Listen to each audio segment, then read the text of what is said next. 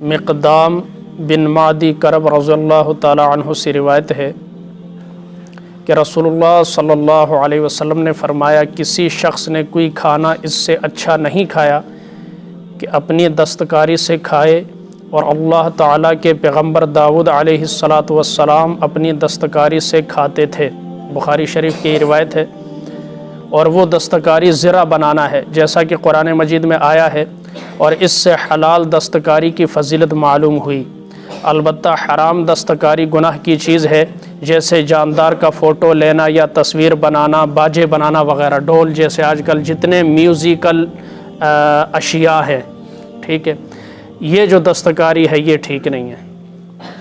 حلال دستکاری زرے بنانا، جیسے ہمارے فرنیچر بنانا ہے، پیٹیاں بنانا ہے، جتنے بھی حلال ہیں، سمجھتے ہیں حلال حرام واضح چیزیں ہیں، مین چیزیں ہیں، یہ تو جائز ہے۔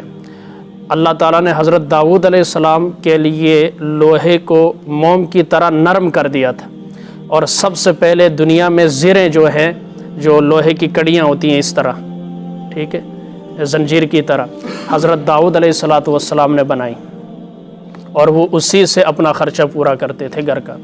اسی طرح دیگر انبیاء آگے آئے گا تو ہم فضیلت سمجھ لیں۔ یہ مقصد یہ ہے کہ ہم کسی نہ کسی شعبے میں تو ہے نا، ہم دیکھیں اس شعبے سے کن کن انبیاء گزرے ہیں، اور کون کون سے کام جو ہیں شریعت میں کس طرح کرنا ہے، اور ان کی فضیلت کیا ہے۔ اب ایک ٹیچر ہے، اسے نہیں پتہ ٹیچنگ کی فضیلت کیا بیان کی نبی نے، بات سمجھ میں آ رہی؟ آقا علیہ السلام نے فرمایا، اللہ نے مجھے استاد بنا کر بھیجا ہے۔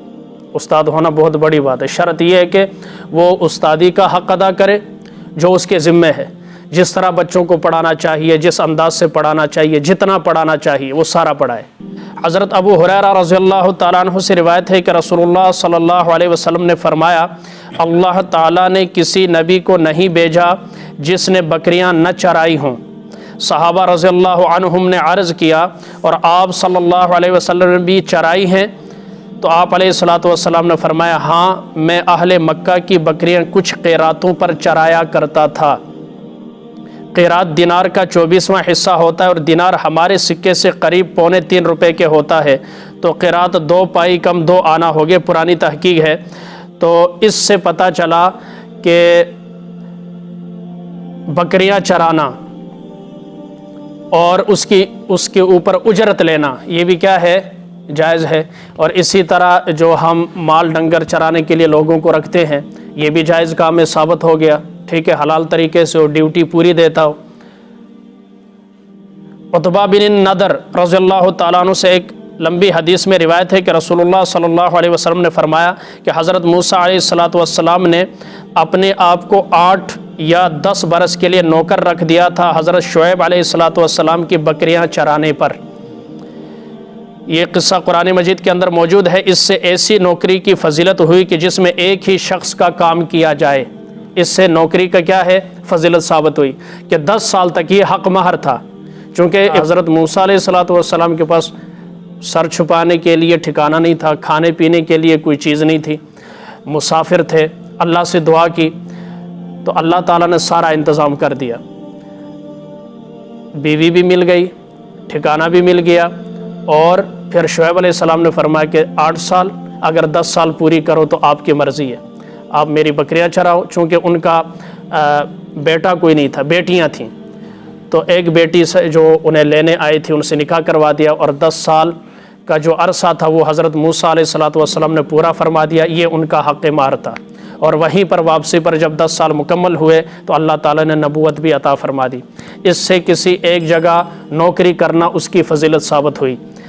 حضرت ثابت بن ضحاک رضی اللہ تعالیٰ عنہ سے روایت ہے کہ رسول اللہ صلی اللہ علیہ وسلم نے زمین کو کرائے پر دینے کی اجازت دی ہے، اور فرمایا کہ اس کا کچھ حرج نہیں، اس سے جائز کرایہ کی آمدنی کی اجازت معلوم ہوئی۔ بات سمجھ میں آ رہی؟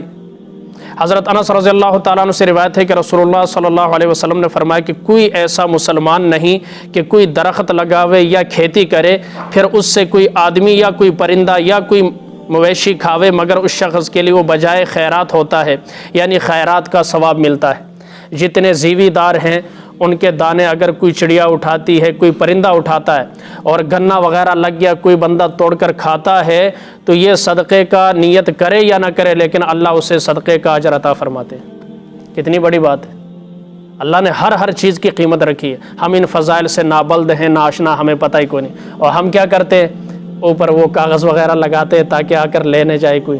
کھیتوں میں ایسا ہی ہوتا ہے نا، بڑی ہاں نقصان سے بچانے کے لیے ٹھیک ہے، لیکن اس کے باوجود بھی آپ کا ایک دانہ لے کر کوئی گیا ہے تو اس پر بھی اللہ تعالیٰ آپ کو اجر عطا فرمائیں گے۔ یہ ہے اللہ کی قدرت، یہ ہے شریعت ہمیں تمام چیزیں سکھاتی ہے۔